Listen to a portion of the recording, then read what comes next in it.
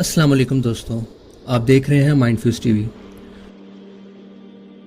दोस्तों, आया सोफिया जो कि तुर्की के शहर इस्तांबुल में वाक़या है।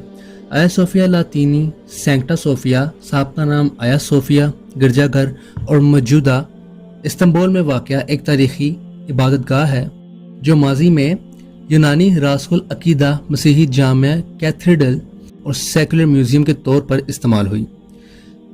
10 जुलाई 2020 को तुर्क सदर रजब तैयब अर्दगान ने हुक्म दिया कि इसको दोबारा मस्जिद के तौर पर बहाल किया जाए। रूमी शहनशाह जस्टिनियन अव्वल के अहद में इसकी तमीर सन 537 में हुई। इस वक्त ये दुनिया की सबसे ज़्यादा जगह रखने वाली और पहली मुकम्मल मेहराबदार छत रखने वाली इबादतगाह थी। दोस्तों, जस्टिनियन अव्वल एक बाज़ंतीनी शहनशाह सन 527 यानी दुनिया में रोमा के तख्त पर बैठा। किसान का बेटा था, मामूली ओहदे से तरक्की करके वजीर हुआ। आया सोफिया सुल्तान मोहम्मद फातेह के हाथों फतह कुस्तुनतनिया होने तक मसीहियों का दूसरा बड़ा मजहबी मरकज बना रहा। तकरीबन 5वीं सदी ईस्वी से मसीही दुनिया दो बड़ी सल्तनतें में तकसीम हो गई। एक सल्तनत मशरिक में थी जिसका पाया तख्ते कुस्तुनतनिया था और इसमें बल्कान, यूनान, एशियाई कोचक, शाम, मिस्र और हबशा वगैरह के इलाके शामिल थे और वहाँ का मजहबी पेशवा बतरीक कहलाता था। और दूसरी बड़ी सल्तनत मगरिब में थी, मरकज रोम इटली था।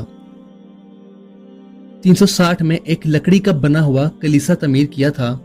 6वीं सदी में ये कलीसा जल गया और इस जगह कैसर जस्टिनियन अव्वल ने सन 532 यानी 532 में इसे पुख्ता तमीर करना शुरू किया और इसकी तामीर 5 साल 10 महीने में मुकम्मल हुई। 10,000 मेमार इसकी तामीर में मसरूफ रहे। इस पर 10 लाख पाउंड खर्च आया। इसकी तामीर में कैसर ने दुनिया के मतनू संगे मरमर इस्तेमाल किए। तामीर में दुनिया के खास मसाले इस्तेमाल किए गए। दुनिया भर के कलीसाओं ने इसकी तामीर में बहुत से नवादर नजराने के तौर पर पेश किए।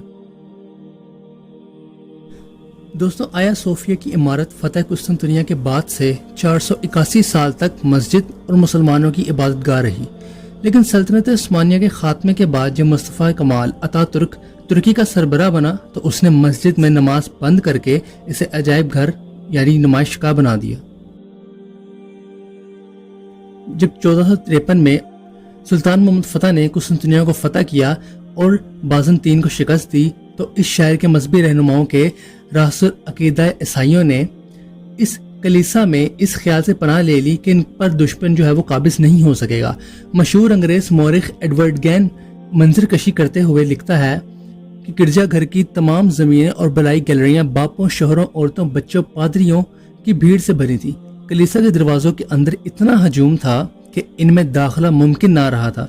ये सब लोग इस मुकद्दस गुंबद के साये में तहफ़्फ़ुज़ तलाश कर रहे थे जिसे वो जमानतदार से एक मुल्ला आला की लाहौती इमारत समझते थे।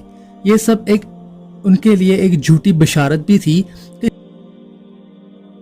इस सतून के करीब पहुंच जाएंगे तो आसमान से एक फरिश्ता हाथ से तलवार लिए नाजिल होगा और इस आसमान हथियार के जरिए सल्तनत के एक ऐसे गरीब के हवाले कर देगा ये सल्तनत जो इस सतून के नीचे बैठा होगा। लेकिन दोस्तों, तुर्क उस्मान फौज सतून से भी आगे बढ़ गई, कलीसा के दरवाजे तक पहुंच गई। ना कोई फरिश्ता आसमान से नाजिल हुआ, ना रूमियों की शिकस्त फतह में तब्दील हुई और बिलाखिर सुल्तान मोहम्मद फातेह अंदर दाखिल हो गए और वो लोग इंतजार करते रहे, लेकिन ऐसा कुछ ना हुआ और उन्होंने फिर सबके जानो माल और मजहबी आज़ादी की जमानत दी। फतह के दिन फजर की नमाज के बाद सुल्तान मोहम्मद फातेह ने ये ऐलान किया कि इंशाअल्लाह ज़ोहर की नमाज हम आया सोफिया मस्जिद में ही अदा करेंगे और नमाज अदा की गई और पहला जुम्मा भी इसी में पढ़ाया गया।